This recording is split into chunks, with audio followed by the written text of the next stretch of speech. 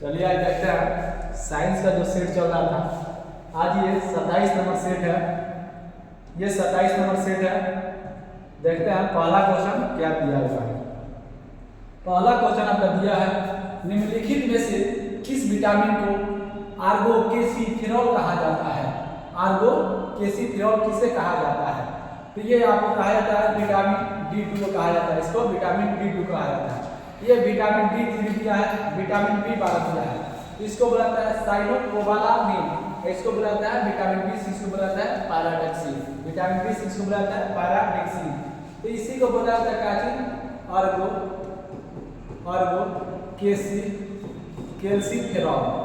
Calciferol बोला जाता है। ये आपका विटामिन D2 को बोला जाता है। विटामिन B12 को बोला जाता है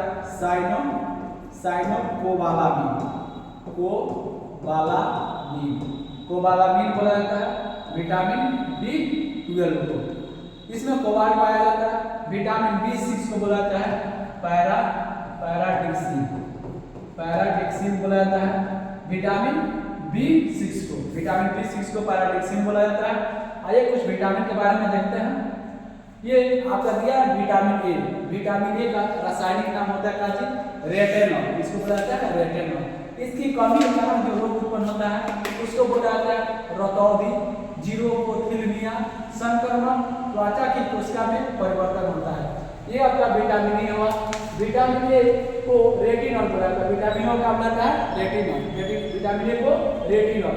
विटामिन B1 को बोला जाता है थायमिन। विटामिन B1 को बोला जाता है थायमिन। और इससे होने वाला बीमारी होता है वृद्धि का रुकना। जो वृद्धि होता है शरीर का वो रुकने का कारण होता है विटामिन B1 थायमिन। ये वृद्धि का रुकना विटामिन B1। विटामिन B1 का रासायनिक नाम होता है थायमिन। विटामिन B1 का रासायनिक नाम है थायमिन। विटामिन B2 को बोला जाता है राइबोफ्लोविन। इसको कमी से होता है क्लोसिस होता है। क्लोसिस नामक बीमारी किससे होता है? किसके कमी कारण होता है? विटामिन B2 के कमी कारण होता है। एक है विटामिन B3। इसका रासायनिक नाम है नियासिन या निकोटीनिक अम्ल होता है। इसको इससे कमी कारण होता है फ्लेगरा होता है या चर्मग्राह होता है। इससे कमी कारण होता है विटामिन B3 के कमी कारण क्या होता है? फ्लेगरा या चर्मग्राह होता है विटामिन B3। विटामिन B5 इसी को बुलाता है पेंटोथेनिक अम्ल। विटामिन B5 को बुलाता है पेंटोनिक अम्ल। इससे चर्म रोग, वृद्धि में कमी, बाल का सफेद होना होता है विटामिन B5 के कमी के कारण जो बाल होता है सफेद होता है विटामिन B5 के कमी के कारण होता है। एक इसको विटामिन B6 इसको बुलाता है पैराडॉक्सिन। विटामिन B6 को बुलाता है पैराडॉक्सिन। यहाँ पर दिया हुआ था विटामिन B6 इसका होता है पैराडॉक्सिन होता है। आइए देखते हैं फिर से। अभी यहाँ पे विटामिन है विटामिन B7 इसको बायोटिन बोला जाता है। विटामिन B7 को बायोटिन बोला जाता है। विटामिन B6 जो पैराडॉक्सिन है इसमें रक्त छींटा, चर्म रोग या पेशियों में क्या होता है? ऐंठन होता है। विटामिन B6 जो पैराडॉक्सिन है इसके कमी के कारण क्या होता है? रक्त छींटा होता है, चर्म रोग, पेशियों में जो ऐंठन होता है ये किसके कमी के कारण होता है? विटामिन B6 के कमी के कारण होता है। विटामिन B6 का रासायनिक नाम होता है पैराडॉक्सिन होता है। विटामिन B7 ये आपका विटामिन B7 इसको बुलाता है बायोटिन। इसमें चर्म रोग, बालों का झड़ना, ये आपका बाल का सफेद होना B5। विटामिन B7 जो बालों का झड़ना, B7 बालों का झड़ना। यहाँ पर है विटामिन B9 इसी को बोला जाता है फॉलिक अम्ल। इसमें रक्त छींटा या कुटिल में वृद्धि होता है। और कुटिल में किसके कमी का होता है? विटामिन B9 के कमी के कारण। विटामिन B9 का नाम होता है क्या बोला जाता है? फॉलिक अम्ल बोला जाता है। विटामिन B9 को फॉलिक अम्ल। अब देखिए विटामिन ए को रेटिनॉल, विटामिन B1 को थायमिन, विटामिन B2 का बोलता है राइबोफ्लोविन, विटामिन B2 को riboflavin, vitamin B3 niacin, vitamin B3 niacin, vitamin B5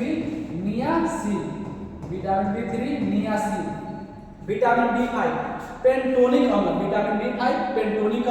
vitamin B6 pyridoxine. यही तो सबको याद कर लेना है, बार बार बोल रहे हैं। Vitamin B7 biotin, vitamin B7 biotin, vitamin B9 folic अम्ल, जो कमी के कारण जो रोग उत्पन्न होता है यहाँ पर दिया हुआ है।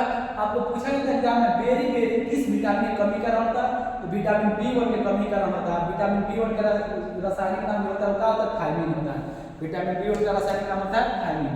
आगे देखते हैं और विटामिन है, ये विटामिन B12, ये होता है साइनोकोबालामिन। जो विटामिन B12 का नाम होता है वो होता है साइनोकोबालामिन।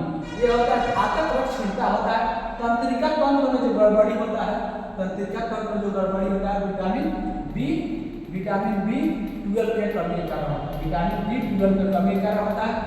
और विटामिन सी दिया, इसको बोलते हैं स्कॉर्बिक अम्ल। विटामिन सी को बोलता है, इसी को बोलता है ब्यूटी विटामिन, इसको क्या बोलता है beauty, beauty vitamin. Beauty vitamin किसको बोलता है, इसको बोलता है स्कॉर्बिक अम्ल। ये होता है स्कॉर्बिक नामक रोग होता है, ये होता है स्कॉर्बिक अम्ल होता है। विटामिन डी को क्या बोलता है कैल्सीफेरॉल। विटामिन डी का नाम होता है कैल्सीफेरॉल। इसके कमी के कारण होता है सूखा रोग या रिकेट, सूखा रोग या इसी कमी का होता है ऑस्ट्रोमेलेशिया रोग होता है। विटामिन डी के कमी का कारण होता है ऑस्ट्रोमेलेशिया रोग होता है या सूखा रोग। विटामिन डी का मुख्य स्रोत क्या होता है सनलाइट, सूर्य के प्रकाश के कमी, जो सूर्य के प्रकाश के द्वारा ही जो विटामिन मिलता है उसको क्या करता है, इसी को विटामिन डी मिलता है। इसको कैल्शियम इसका रासायनिक नाम होता है, कैल्शियम विटामिन डी का रासायनिक नाम होता है। विटामिन ई टोकोफेरॉल, टोकोफेरॉल किसका नाम होता है विटामिन ई का टोकोफेरॉल नाम होता है। इसे जन्म क्षमता में कमी होता है, जननांग तथा पेशियों कमजोर होती है। विटामिन ई के कमी कारण क्या होता है जन्म क्षमता में कमी होती है और जननांग की पेशियों में कमजोरी होती है। विटामिन के जो रक्त फाका बनाने में काम करता है, इसको क्या बोलता है नेप्टोथेलक्विनोन बोला जाता है, इसको नेप्टोथेलक्विनोन बोला जाता है।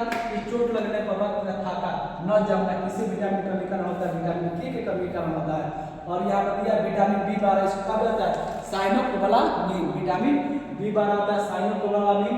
विटामिन B6 होता है स्कॉर्बिक अम्ल, विटामिन B6 है स्कॉर्बिक अम्ल, इसको ब्यूटी विटामिन बोला जाता है। ब्यूटी विटामिन किसको बुलाता है, ये विटामिन सी को बुलाता है। इसको स्कॉर्बिक नामक रोग होता है, विटामिन B सी के कमी कारण होता है, विटामिन सी के कमी कारण होता है स्कॉर्बिक नामक रोग। विटामिन डी जो सनलाइट के द्वारा मिलता है वो कैल्सीफेरॉल उसका रासायनिक नाम होता है, इसका नाम होता है कैल्सीफेरॉल। इसे सूखा रोग होता है, सूखा रोग होता है किसे विटामिन डी के कमी के कारण, विटामिन डी के कमी के कारण होता है क्या चीज सूखा रोग। विटामिन डी का रासायनिक नाम होता है कैल्सीफेरॉल और विटामिन ई का रासायनिक नाम होता है टोकोफेरॉल। विटामिन ई का रासायनिक नाम होता है टोकोफेरॉल। इसकी कमी के कारण जनन क्षमता में कमी और जननांग तथा पेशियों कमजोर होते हैं। और विटामिन के नेप्टोथेलक्विनोन बोला जाता है, इसका चोट लगने से रक्त का फाका न जमना बनता है, किसके कारण होता है विटामिन के कमी कारण होता है। ये सब था आपका विटामिन से रिलेटेड। जो क्वेश्चन आएगा उसको रिवीजन भी कराया जा रहा है। चलिए नेक्स्ट क्वेश्चन देखते हैं। नेक्स्ट क्वेश्चन आपका दिया हुआ है कि कौन सा दिन डायबिटीज दिवस के रूप में मनाया जाता है।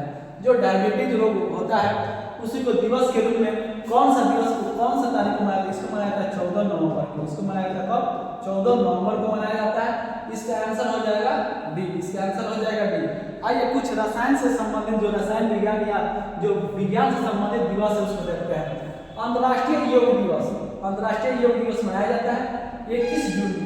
21 जून को ही अंतर्राष्ट्रीय योग दिवस इसलिए मनाया जाता है 21 जून को ही, जो आपकी उत्तरी गोलार्ध में पृथ्वी के जो 21 जून का आता है बड़ा दिन होता है, इसलिए यहाँ पर 21 जून को योग दिवस मनाया जाता है।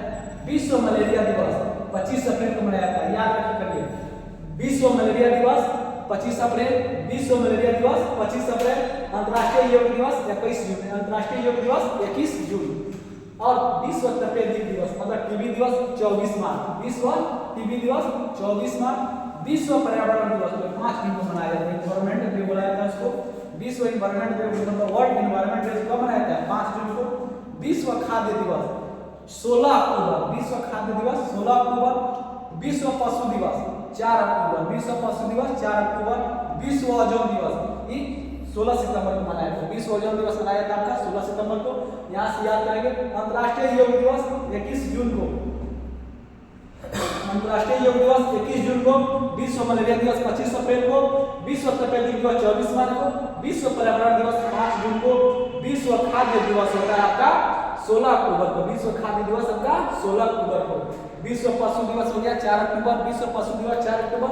विश्व ओजोन दिवस याद रखिएगा 16 सितंबर, विश्व ओजोन दिवस 16 सितंबर, विश्व ओजोन दिवस 16 सितंबर। चलिए आगे देखते हैं। आगे आपका दिया है विश्व कुष्ठ रोग दिवस, ये मनाया जाता है जनवरी के अंतिम अंतिम रविवार को। विश्व कुष्ठ रोग दिवस मनाया जाता है जनवरी के अंतिम रविवार को। विश्व मधुमेह दिवस जो अभी आपसे क्वेश्चन में पूछा गया था, ये मनाया जाता है 14 नवंबर को। विश्व मधुमेह दिवस मनाया जाता है 14 नवंबर को। विश्व मधुमेह दिवस 14 नवंबर को। विश्व एड्स दिवस मनाया जाता है 1 दिसंबर को। विश्व एड्स दिवस मनाया जाता है 1 दिसंबर को। विश्व अल्जाइमर दिवस ये मनाया जाता है 21 सितंबर को। विश्व अल्जाइमर दिवस मनाया जाता है 21 सितंबर को। विश्व स्वच्छता दिवस 7 अप्रैल को। 7 अप्रैल को मनाया जाता है विश्व स्वच्छता दिवस। विश्व थैलेसीमिया दिवस मनाया जाता है, याद रखिएगा इसको, 8 मई को मनाया जाता है। विश्व थैलेसीमिया दिवस मनाया जाता है 8 मई को। और विश्व पोलियो दिवस 24 अक्टूबर। विश्व पोलियो दिवस कब मनाया जाता है? 24 अक्टूबर। विश्व गठिया दिवस 22 अक्टूबर। विश्व गठिया दिवस 22 अक्टूबर। विश्व मानसिक स्वास्थ्य दिवस मनाया जाता है 10 अक्टूबर को। विश्व मानसिक स्वास्थ्य दिवस मनाया जाता है 10 अक्टूबर को। यहाँ से फिर एक बार रिवीजन करेंगे। विश्व कुष्ठ रोग दिवस मनाया जनवरी के अंतिम सप्ताह में। विश्व कुष्ठ रोग दिवस मनाया जाता है कब? जनवरी के अंतिम सप्ताह में। और विश्व मधुमेह दिवस मनाया जाता है कब? 14 नवंबर को। 14 नवंबर को। विश्व एड्स दिवस मनाया जाता है 1 दिसंबर को। विश्व अल्जाइमर दिवस मनाया जाता है 21 सितंबर को। विश्व स्वच्छता दिवस मनाया जाता है 7 अप्रैल को। विश्व स्वच्छता दिवस मनाया जाता है 7 अप्रैल को। विश्व थैलेसीमिया दिवस मनाया जाता है 8 मई को। विश्व थैलेसीमिया दिवस 8 मई को। विश्व पोलियो दिवस 24 अक्टूबर। विश्व गठिया दिवस हो गया आपका 22 अक्टूबर। विश्व मानसिक स्वास्थ्य दिवस मनाया जाता है 10 अक्टूबर को। ये सब आपका विज्ञान संबंधी जो दिवस थे उसको रिवीजन कराया गया। आइए नेक्स्ट क्वेश्चन देखते हैं। नेक्स्ट क्वेश्चन आपका दिया है न्यूमेरिकल है। यदि एक फुटबॉल का द्रव्यमान 3 केजी है, एक फुटबॉल का द्रव्यमान 3 केजी है, तो पृथ्वी पर इसका भार कितना होगा? यहाँ पर पृथ्वी का भार पूछा गया, दिया गया जी का मान कितना दिया? 9.8 मीटर प्रति सेकेंड। 9.8 मीटर प्रति सेकेंड। देखिए यहाँ पर भार पूछा गया आपसे, भार W बराबर वार। W बराबर वार, तो W बराबर होता है भार equal to m into g, mass into gravity. W into आपका भार कितना दिया हुआ है ज्ञात करना है, भार आपको ज्ञात करना है। और मास दिया है आपका कितना? m दिया है कितना? 3 केजी। 3 केजी। जी का मान आपका दिया हुआ है यहाँ पे, जी का मान कितना दिया है? 9.8 मीटर प्रति सेकेंड स्क्वायर दिया हुआ है। 9.8 मीटर प्रति सेकेंड दिया हुआ है। यहाँ पर W का है भार, W का भार है, M का है, M आपका द्रव्यमान है, M आपका द्रव्यमान है। G आपका जो G आपका दिया हुआ है गुरुत्वीय त्वरण होता है। G का होता है गुरुत्वीय त्वरण होता है, गुरुत्वीय त्वरण होता है G। यहाँ पर दिया हुआ है आपका W बराबर mg, W equal to mg। m का मान कितना है? 3 है। g का मान कितना दिया? 9.8 मीटर प्रति सेकेंड स्क्वायर दिया है। यहाँ से कितना आ जाएगा? 8 3 का 24, 9 3 27 से 8 3 का 24, 2 बच गया, 9 2 27 से 2 29.4 न्यूटन इसका आंसर हो जाएगा। इसका आंसर कितना हो जाएगा? अब भार को मापा जाता है किसमें? भार को मापा जाता है, भार का ऐसा ही मात्रक होता है आपका किसना? न्यूटन होता है। इसका मात्रक हो जाएगा न्यूटन हो जाएगा, इसका आंसर हो जाएगा डी। और यहीं पर दे देगा आपका द्रव्यमान। द्रव्यमान का ऐसा ही मात्रक कितना होता है? केजी होता है। द्रव्यमान का ऐसा ही मात्रक आपका होता है केजी होता है। तो यहाँ से आप देखेंगे कि एक फुटबॉल का द्रव्यमान 3 केजी है, तो पृथ्वी पर इसका भार कितना होगा? भार इक्वल टू होता है मास इनटू गुरुत्वीय त्वरण। तो इसका आंसर हो जाएगा कितना? 9.4 न्यूटन हो जाएगा। 9.4 हो जाएगा। भार का ऐसा ही मात्रक न्यूटन होता है, द्रव्यमान का ऐसा ही मात्रक केजी होता है। द्रव्यमान का ऐसा ही मात्रक केजी होता है। तो इसको नोट करेंगे। देखते हैं नेक्स्ट क्वेश्चन।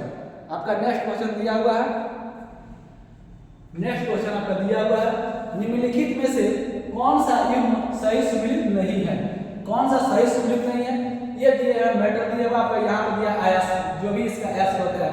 एल्युमिनियम का होता है बॉक्साइट, एल्युमिनियम का एस होता है बॉक्साइट। कॉपर का होता है क्यूपराइट। और जिंक का होता है कैलामाइन। आयरन का होता है, आयरन मतलब लोहा का होता है हेमेटाइट, मैग्नेटाइट। इसमें दिया हुआ है कॉपर का, कॉपर का क्या होता है? क्यूपराइट होता है, क्यूपराइट। क्यूपराइट होता है किसका? कॉपर का होता है। सिनेबर किसका होता है? मार्कर यानी पारा का, सिनेबर होता है पारा का। जिंक का होता है कैलामाइन, जिंक का होता है कैलामाइन, सही है। आयरन का होता है, लोहा का होता है हेमेटाइट, मैग्नेटाइट, ये भी सही है। एल्युमिनियम का होता है बॉक्साइट, एल्युमिनियम का होता है बॉक्साइट। लेकिन कॉपर का होता है क्या चीज? क्यूपराइट। इसमें दिया हुआ क्या चीज? सिनेबर। सिनेबर किसका होता है? पारा का होता है। सिनेबर किसका होता है? सिनेबर आपका होता है पारा का होता है। इसमें दिया एल्युमिनियम का दिया बॉक्साइट होता है, सही है। कॉपर का क्यूपराइट होता है। इसमें दिया क्या चीज? मैचिंग में सिनेबर। सिनेबर किसका होता है? पारा का होता है। जिंक का क्या होता है? मेगालामाइन किसका होता है? जिंक का होता है। आयरन का होता है का चीज? हेमेटाइट, मैग्नेटाइट, ये सब आयरन का होता है। ये पूछा हुआ क्वेश्चन है, देखिए ये पूछा हुआ क्वेश्चन। आइए नेक्स्ट क्वेश्चन देखते हैं।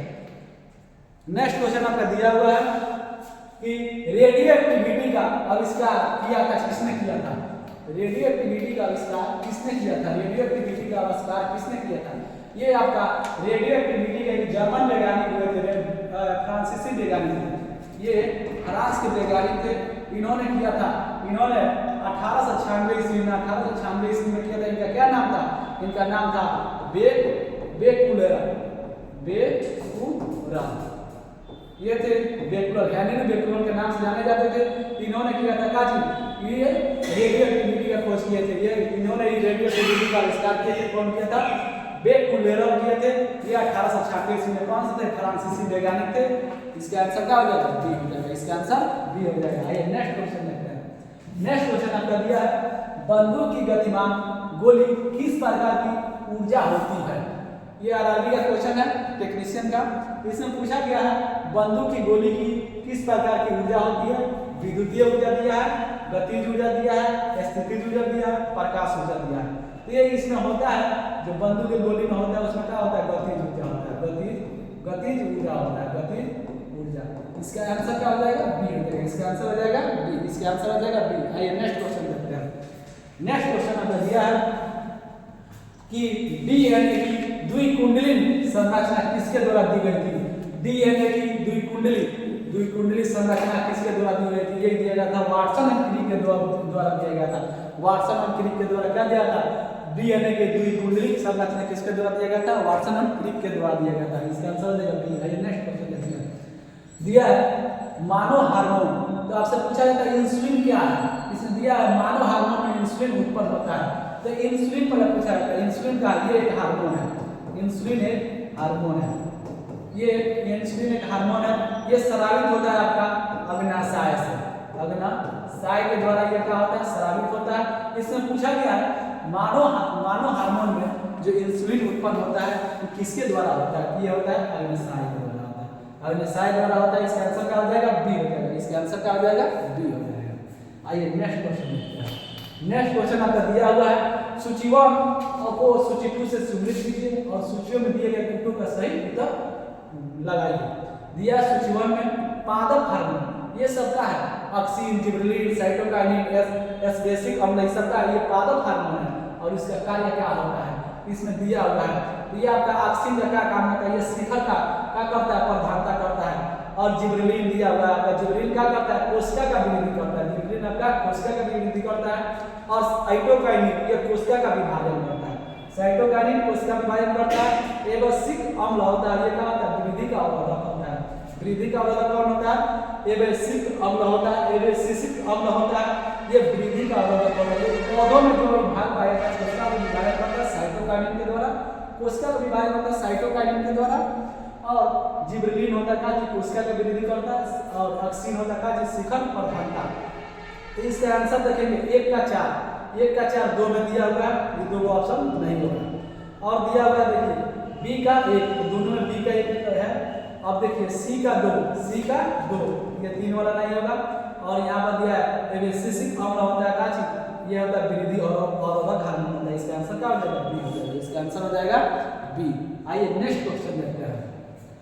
नेक्स्ट क्वेश्चन आपका दिया हुआ है कि जेनिको प्रौद्योगिकी है। जो जेनिको प्रौद्योगिकी होता है, जैसे जेनिको का अर्थ ही होता है काची जीन से संबंधित या आनुवांशिक रोगों की पूर्व सूचना प्राप्त करने की एक तकनीक होती है। इसके द्वारा क्या होता है? जो आनुवांशिक रोग होते हैं उसके पूर्व सूचना प्राप्त करने की एक तकनीक होती है, उसको क्या बोला जाता है? जीनको प्रौद्योगिकी बोला जाता है। इसका आंसर क्या हो जाएगा? सी हो जाएगा। ये जीनको प्रौद्योगिकी का उसमें सूचना प्राप्त किया जाता है किससे? जो पूर्व सूचना आनुवांशिक रोग होता है, जो आनुवांशिक रोग होता है उसके पूर्व सूचना प्राप्त करने की तकनीक क्या बोलते हैं? जीनको प्रौद्योगिकी बोला जाता है। इसका आंसर क्या होगा? सी होगा। आइए नेक्स्ट क्वेश्चन देखते हैं। नेक्स्ट क्वेश्चन दिया हुआ है, दिया है सिलिकोसिस एक है डैश डैश है, यानी सिलिकोसिस एक क्या है? ये एक सिलिकोसिस होता है। जो सीमेंट के फैक्ट्री में काम करते हैं उनको सिलिकोसिस नामक फेफड़े का बीमारी होता है। ये फेफड़े से संबंधित बीमारी होता है। ये फेफड़े से संबंधित बीमारी होता है। ये फेफड़े से संबंधित बीमारी होता है। इसका आंसर क्या हो जाएगा? सी हो जाएगा। इसका आंसर क्या हो जाएगा? सी हो जाएगा। इसका आंसर आपका सी होगा। चलिए नेक्स्ट क्वेश्चन देखते हैं। नेक्स्ट क्वेश्चन है आपका, निम्नलिखित खाद्य पदार्थों में से कौन सी सभी आवश्यक एमिनो अम्लों में सर्वोत्तम स्रोत है? आपका एमिनो अम्ल होता है जहाँ पे प्रोटीन की मात्रा जहाँ ज्यादा होती है, प्रोटीन के से क्या होता है? एमिनो अम्ल का निर्माण होता है।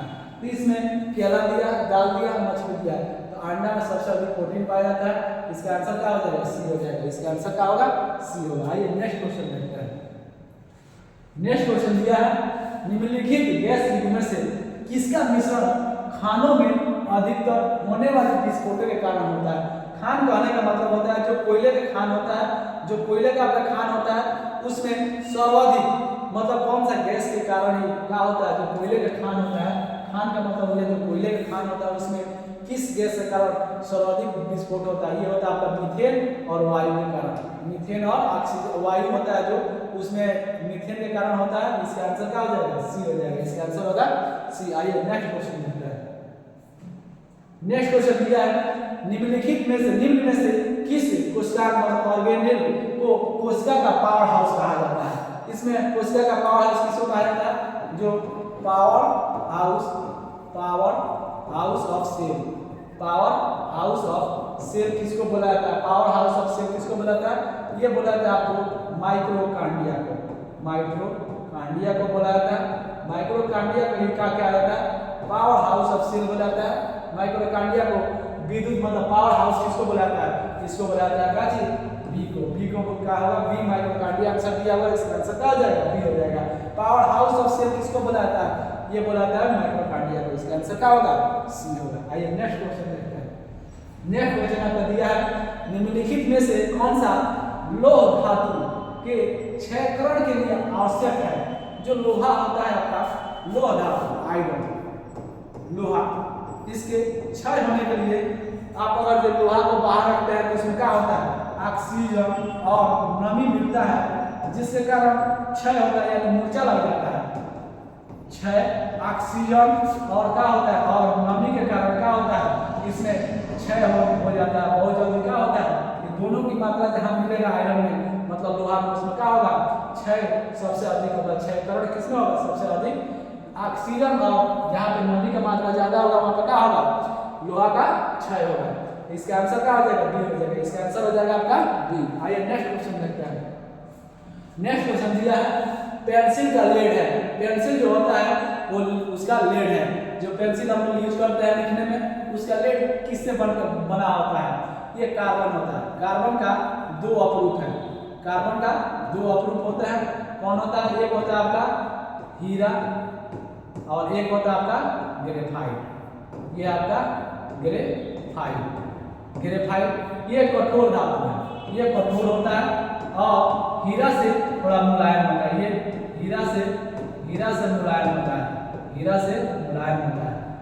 ये विद्युत का सुचालक होता है ग्रेफाइट। और इसमें दिया हुआ है पेंसिल का लेड में जो प्रयोग किया जाता है, पेंसिल के लेड में जिसका प्रयोग किया जाता है, पेंसिल के लीड में जिसका प्रयोग किया जाता है वही क्या होता है? पेंसिल के लीड में ग्रेफाइट का प्रयोग किया जाता है। इसको मंदक के लीड रूप में किया जाता है। ग्रेफाइट को स्नेह का रूप में भी प्रयोग किया जाता है। इसका आंसर क्या हो जाएगा? ये ग्रेफाइट होता है। इसका आंसर हो जाएगा ए। इसका आंसर हो जाएगा ए। इसको नोट कर लेंगे। कार्बन का अपरूप है हीरा और ग्रेफाइट। इसमें हीरा कठोर होता है और हीरा से मुलायम क्या होता है? ग्रेफाइट होता है। ग्रेफाइट पेंसिल का लीड में जिसका प्रयोग किया जाता है वही आपका ग्रेफाइट होता है जिसको लिखने का काम में किया जाता है। इसका मंदक के रूप में भी किया जाता है, स्नेह के रूप में भी ग्रेफाइट का प्रयोग किया जाता है। चलिए नेक्स्ट क्वेश्चन देखते हैं। नेक्स्ट क्वेश्चन आपका दिया हुआ है, क्रोमेटोग्राफी की एक तकनीक का प्रयोग किया जाता है। इसको देखिए एक बार सोचिए। इसमें दिया हुआ है रंगीन पदार्थों की पहचान करने में, पदार्थों की संरचना निर्धारण करने में, रंगीन पदार्थों के प्रभाजी आसवन में और एक दिया एक मिश्रण से पदार्थों को अलग करने में। तो क्रोमेटोग्राफी का प्रयोग कहाँ किया जाता है?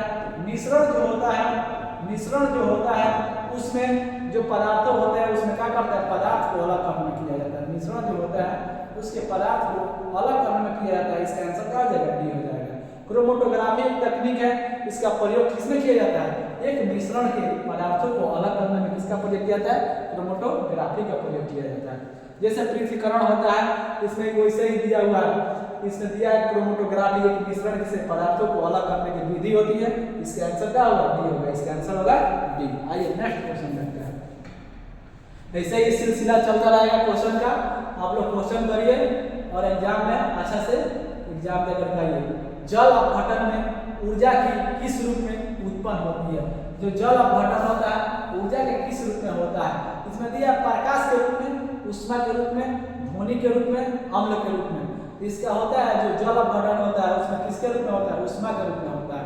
ऊष्मा के रूप में, ऊष्मा के रूप में होता है। इसका आंसर आपका हो जाएगा डी। इसका आंसर हो जाएगा आपका डी। ऐसे करते जाएंगे क्वेश्चन, लास्ट में इसको क्या करेंगे? एक बार रिवीजन कर लेंगे। निम्नलिखित में से कौन सा एक प्राकृतिक बहुलक नहीं है? प्राकृतिक बहुलक कहने का मतलब होता है जो प्राकृतिक से हमें पेड़ पौधे जीव जंतु मिला है उससे जो बहुलक प्राप्त होता है उसे प्राकृतिक बहुलक होता है। और जो मानव द्वारा निर्मित होता है उसे मानव निर्मित बहुलक बोला जाता है। तो ये ऊन है, चमड़ा है और रेशम है, ये सब तीनों प्राकृतिक बहुलक है। ये सब तीनों क्या है? प्राकृतिक बहुलक है। प्राकृतिक बहुलक है, प्राकृतिक बहुलक है, प्राकृतिक बहुलक। ये सब आपका प्राकृतिक बहुलक है। लेकिन नायलॉन है का सिंथेटिक मतलब ये मानव निर्मित बहुलक है। इसका आंसर क्या हो जाएगा? डी हो जाएगा। इसका आंसर डी हो जाएगा। ये सब चमड़ा, ऊन और रेशम सब का प्राकृतिक बहुलक है। लेकिन इसमें दिया है नायलॉन। नायलॉन क्या है? ये एक संश्लेषित है, मतलब मानव निर्मित है। ये क्या है? संश्लेषित बहुलक है। इसका आंसर हो जाएगा डी। आइए नेक्स्ट क्वेश्चन देखते हैं। इसमें दिया है पृथ्वी के सतह से h ऊंचाई तक उठाई गई m द्रव्यमान की एक वस्तु की गुरुत्वाकर्षण स्थिति ऊर्जा के निम्नलिखित में से किस प्रकार व्यक्त किया जाता है? ये रेलवे टेक्नीशियन का क्वेश्चन है। देखिए इसमें दिया है पृथ्वी के सतह से जो ऊंचाई है, ऊंचाई कितना है? ऊंचाई आपका दिया हुआ है, ऊंचाई आपका दिया कितना? h दिया हुआ है। द्रव्यमान कितना दिया है? द्रव्यमान कितना दिया है? m। और द्रव्यमान की वस्तु के गुरुत्वाकर्षण ऊर्जा के निम्नलिखित में से व्यक्त किया जाता है। यही भी दिया है स्थितिज ऊर्जा। स्थितिज ऊर्जा जो कितना होता है? mgh। इसी फॉर्म में होगा। इसमें देखेंगे mgv, ma क्या होता है? F इक्वल होता है ma और यहाँ पर दिया mgh। यही होता है स्थितिज ऊर्जा इक्वल होता है mgh। इसका आंसर क्या होगा? सी होगा। इसका आंसर हो जाएगा सी। इसी टाइप का क्वेश्चन करने के लिए हम लोग ये सेशन चला रहे हैं। आप लोग इसको देखें और प्रीवियस ईयर से जुड़ा हुआ क्वेश्चन इसमें रहेगा अधिकतर। और आइए एक बार इसको रिवीजन करते हैं। या नेक्स्ट जो भी दिया देखते हैं। दिया है दियों से नहीं अपनी और दूसरे की जिंदगी सिर्फ एक से और सिर्फ शिक्षा से ही क्या किया जाता है? रोशन कर सकते हैं। जैसे इसमें दिया है कि दियों से नहीं अपनी और दूसरे की जिंदगी को सिर्फ और सिर्फ किससे? शिक्षा से ही रोशन कर सकते हैं। ये सब रोजगार तक पर ही संभव है। आप लोग रोजगार तक को सब्सक्राइब करें, अपने मित्रों में क्या करें? शेयर करें। आइए एक बार इसको फास्ट रिवीजन कर लेते हैं शुरू से। अब यहाँ पर दिया हुआ है निम्नलिखित में से किस विटामिन को आर्गो कैल्शियोफेनॉल कहा जाता है? विटामिन D2 को कहा जाता है, विटामिन D2 को। आइए नेक्स्ट देखते हैं। नेक्स्ट इसमें दिया विटामिन ए को रेटिनॉल बोला जाता है, विटामिन B1 को थायमिन बोला जाता है, विटामिन D2 को तो राइबोफ्लाविन, विटामिन B3 को नाइसिन, विटामिन B5 को पेंथोनिक अम्ल, विटामिन B6 को पैराडॉक्सिन, विटामिन B7 को बायोटीन, विटामिन B9 को बोला जाता है फॉलिक अम्ल। देखिए नेक्स्ट है इसमें vitamin B12 cyanocobalamin, vitamin B6 ascorbic अम्ल, विटामिन D को बोला जाता है कैल्सिफेरॉल, विटामिन E को बोला जाता है टोकोफेरॉल, विटामिन T को बोला जाता है नेप्टोक्यूमिन। नेक्स्ट इसमें है निम्न कौन सा डायबिटीज दिवस मनाया जाता है? 14 नवंबर को डायबिटीज दिवस मनाया जाता है। चलिए दिवस तब इसमें दिया है एल्युमिनियम गैस होता है, बॉक्साइड, कॉपर का होता है कपराइट, क्यूबराइट, सिनेबार होता है किसका? पारा का एस होता है, और जिंक का होता है कैलामाइन, आयरन का होता है हेमेटाइट, मैग्नेटाइट। नेक्स्ट इसमें दिया रेडियो एक्टिविटी का आविष्कार किसने किया था? हेनरी बेफुलर ने किया था। और यहाँ पर दिया बंदूक में गति की जो गोली चलाई जाती है किसमें क्या ऊर्जा होती है? गतिज ऊर्जा होता है, गतिज ऊर्जा होता है। इसमें दिया है डीएनए के द्विकुंडलिक संरचना कौन दिया था? वाटसन एंड क्रिक दिए थे। नेक्स्ट इसमें दिया मानव हार्मोन में इंसुलिन का उत्पन्न होती है, अग्निसाय से उत्पन्न होती है। और यह दिया ऑक्सीन का होता है, शिखर प्रधानता होती है, जिबरीन का होता है कोशिका वृद्धि, साइटोकिनिन कोशिका विभाजन, और एब्सिक अम्ल होता है का वृद्धि अवरोधक होता है, वृद्धि अवरोधक होता है। और इसमें दिया है जीवकों और प्रौद्योगिकी से संबंधित है, आनुवांशिक रूप से पूर्व सूचना से प्राप्त करने वाला एक तकनीक होता है। आइए नेक्स्ट दिया है सिलोकोसिस बीमारी होता है, किससे फेफड़ों से संबंधित है, सिलोकोसिस किससे संबंधित है, फेफड़ों से संबंधित है, सिलोकोसिस किससे संबंधित है, फेफड़ों से संबंधित है। निम्नलिखित खाद्य पदार्थों में कौन सा आवश्यक विनोमल होता है, स्रोत होता है, कौन सा होता है, अंडा। चलिए नेक्स्ट, निम्नलिखित युग्मों से किसका मिश्रण खानों में किया जाता है, मीथेन और वायु का किया जाता है, मीथेन और वायु का किया जाता है। निम्नलिखित में कोशिकाओं में किसको पावर हाउस कहा जाता है, इसको कहा जाता है माइटोकॉन्ड्रिया को, इसको बोला जाता है पावर हाउस ऑफ सेल बोला जाता है। चलिए देखते हैं नेक्स्ट, इसमें निम्नलिखित में से लोहे धातु के क्षेत्रों में कौन सा आवश्यक होता है, ऑक्सीजन और नमी, ऑक्सीजन और नमी, ऑक्सीजन और नमी दिया। पेंसिल के लीड में होता है कांची, ग्रेफाइट होता है, पेंसिल के लीड में क्या होता है, ग्रेफाइट होता है। क्रोमेटोग्राफी किससे संबंधित है, एक मिश्रण पदार्थों को अलग करने की विधि होती है, इसको क्रोमेटोग्राफी कहा जाता है। जैसे पृथक्करण होता है उसको चुन करके अलग किया जाता है, वैसे ही क्रोमेटोग्राफी होता है, मिश्रण के पदार्थों को अलग करने की विधि होती है, उसको क्या बोला जाता है, क्रोमेटोग्राफी बोला जाता है। आइए नेक्स्ट देखते हैं, यह दिया जल अपघटन में ऊर्जा के किस रूप में उत्पन्न होता है, ऊष्मा के रूप में होता है, ऊष्मा के रूप में होता है। यहाँ पर निम्नलिखित में कौन सा एक प्राकृतिक बहुलक होता है, जो प्राकृतिक से बहुलक होता है उसे क्या बोलते हैं, प्राकृतिक बहुलक होता है। ऊन, चमड़ा, रेशम और नायलॉन होता है जो मानव निर्मित होता है। इसका आंसर हो जाएगा डी, इसका आंसर हो जाएगा डी। ये दिया पृथ्वी की सतह पर एक ऊंचाई की तरफ उठाई जाती है और m द्रव्यमान की वस्तु के गुरुत्वाकर्षण स्थितिज ऊर्जा के निम्नलिखित क्या होता है, इसका होता है mgh होता है। चलिए यही तक आपका साइंस से क्वेश्चन था, ठीक है। ये सब आपको सेशन अच्छा लगा तो अपने मित्रों में शेयर करें और डेली से जुड़े रहें। Best of luck.